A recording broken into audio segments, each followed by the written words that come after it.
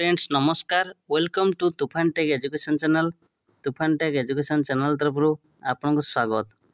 आपण नहीं आसी पीजी पिला बहुत बड़ खुशी खबर पीजी पिला एंट्रांस जो देते एवं तार जो स्टेट वाइज मेरिट लिस्ट बाहर जानते जो मैंने बर्तमान सुधा देखी ना आप samsodisha.gov.in ऑफिशियल वेबसाइट जाई PG states wide merit list देखिपारे।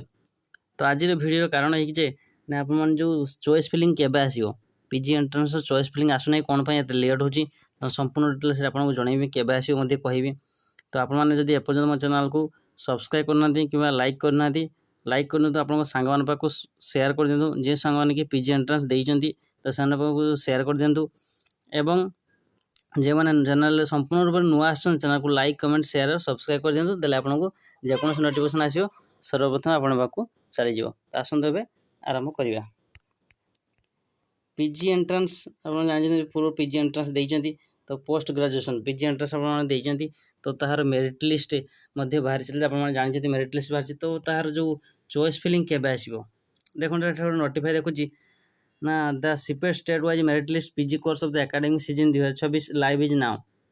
एवं the schedule for choice locking subject will be notify later. तो बहुत जल्दी आसो जाऊँ जो पीजी एंट्रांस चॉइस फिलिंग तो केबे आसो लगुच ना जुलाई मास